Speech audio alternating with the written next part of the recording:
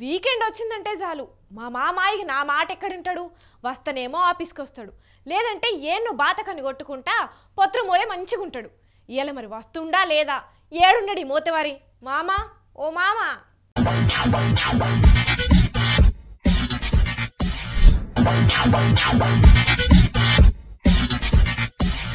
ఇంకా ఎంతసేపు చూస్తారు సార్? చెప్పురి, షార్ట్ అయితే చెప్పురి.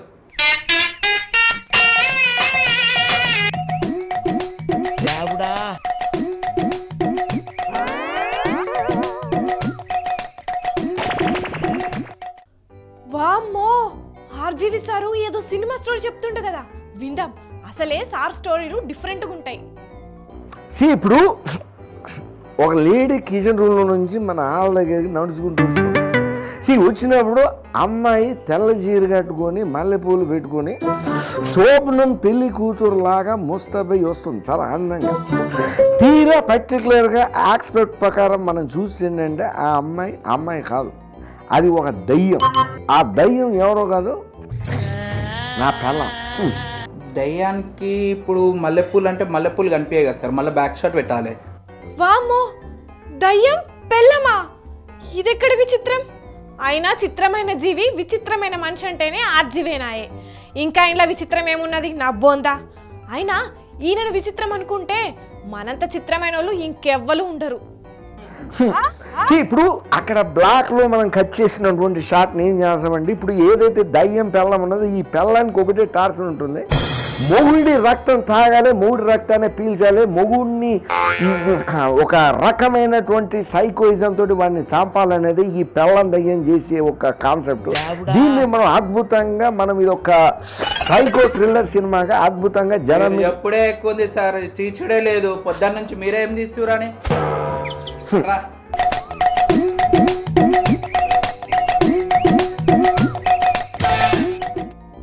వామ్మో, ఫ్యామిలీ అంటే ఎంత ఇష్టం లేకపోతేనైతే ఇలాంటి సినిమాలు తీయాలనా?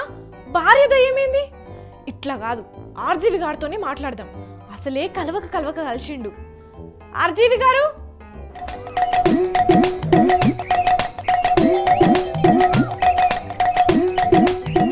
ఏంటి సార్ పిలిచిన పలకరు? ఇప్పుడు నువ్వు పిలిస్తే పలకడానికి నేను ఇంటి పక్కన ఉండే ఎల్లారావు, సుబ్బారావు, వెంకటరావునో కాదు, అని ఆర్జీవి గ్రేట్ డైరెక్టర్. నాకు పలకాలని అనిపించినప్పుడు మాత్రమే నేను పలుకుతాను.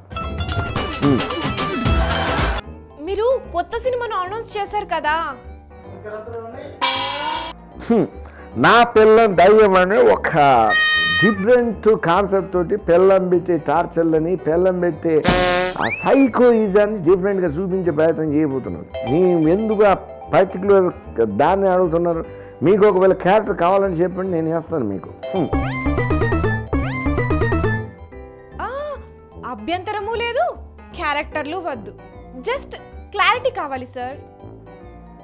ఇప్పుడు నీకు క్లారిటీ ఇవ్వడానికి నేను సినిమా తీయట్లేదు, నెంబర్ 1 పాయింట్. నెంబర్ 2, నీకు అనిపించినప్పుడు నేను సినిమా తీయను, నాకు అనిపించినప్పుడు మాత్రమే నేను సినిమా తీస్తాను.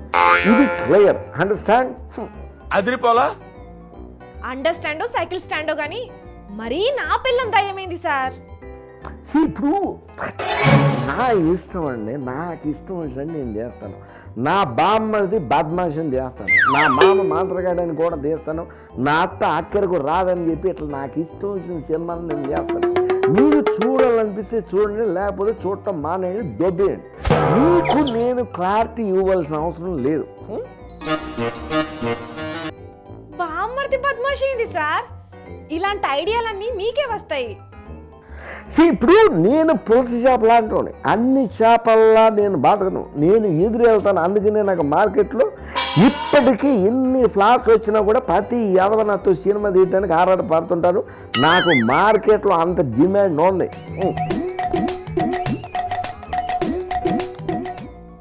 ఆహా, పులస చేప లెక్కనుంటే మంచిదే, పలస పడితేనే ప్రాబ్లం. అయినా మొన్నటి దాకా పొలిటికల్ సినిమాల మీద పడి సడన్ గా రూట్ మార్చి ఫ్యామిలీల మీద పడ్డారు. సి ఇప్పుడు అది కూడా నా ఇష్టం ఉండే, మీరు అడిగారని నేను చెప్పడం లేదు. ఇది కూడా నా ఆసెప్ట్లో నేను చెప్పాలని అనిపించింది మాత్రమే నేను చెప్తున్నాను. ఇప్పటి వరకు నేను చాలా బయోగ్రఫీలు తీశాను, చాలా సినిమాలు తీశాను. ఇప్పుడు ఎలక్షన్స్ అయిపోయే సమయం దగ్గరకు వచ్చింది. ఇంకా వాటిని పట్టుకుని ఏలాడితే నా అంత సన్నాసి సావట తాద్దమ్మ ఈ ప్రపంచంలో లేడనేది నాకు గొప్ప ఫీలింగ్. అందుకనే ఈ రాజకీయ సినిమాలకి బయోగ్రఫీలకి ఫుల్ స్టాప్ పెట్టి ఒక కొత్త కోణంలో ఒక నా పెళ్ళం దయ్యం అనే సినిమాతో మీ ముందరికి రాబోతున్నాను. ఆ దయ్యం పెళ్ళం అనే స్టోరీ ఎవరితో కాదు, నా పెళ్ళం స్టోరీనే బయోగ్రఫీగా తీయబోతున్నాను.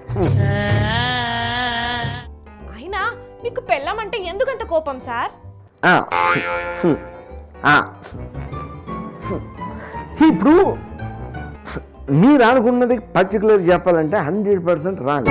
నాకు పెళ్ళాలంటే విపరీతమైనటువంటి గౌరవం, ఈ ఆడలంటే ఏనలేని రెస్పెక్ట్ కాబట్టి నేను ఇప్పటికీ స్టిల్ వాళ్ళని గౌరవిస్తూ ఉన్నాను.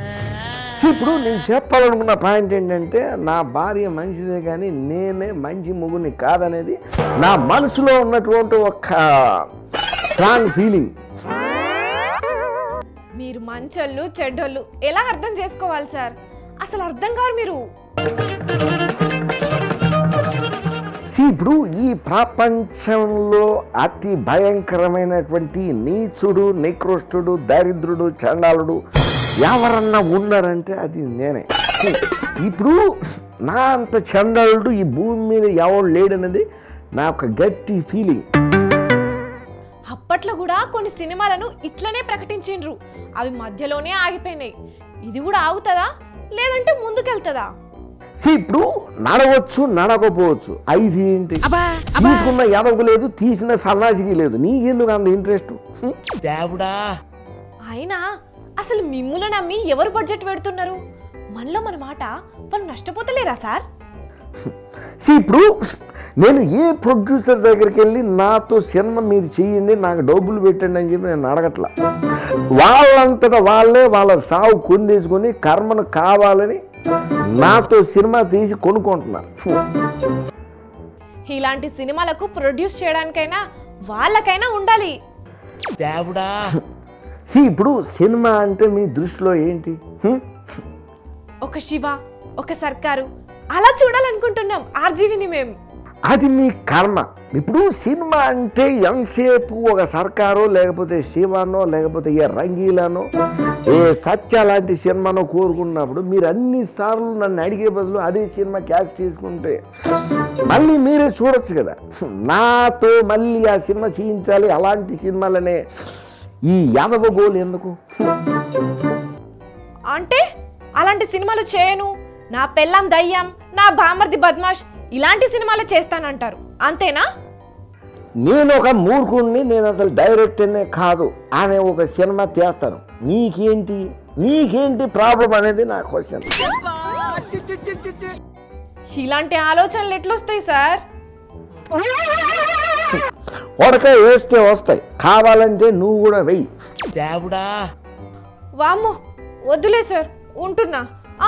అయితే మాయ కానీ ఆర్జీవి సార్, అటు గిట్లా మా గంగులు మామ కనబడితే జప్పున రమ్మన్నది మీ కోడలని చెప్పరా?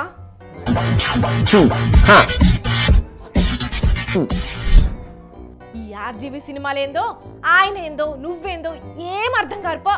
ఉంటున్నా, మీకు వద్దంట తలకాయ పోతాంది మీతోని. అవ్వులా ఇట్లా ఇరామ్ లేకుండా వార్తలు చదివితే నోరు నొత్తదా ఏమో? నాకైతే జర నోరు నొస్తున్నట్టే అనిపిస్తున్నది. జర ఏమనుకోకుండా చిన్న బ్రేక్ అయితే ఇవ్వాలి నాకు ప్లీజ్. గిట్ల పోయి గట్లత్తా సరేనా?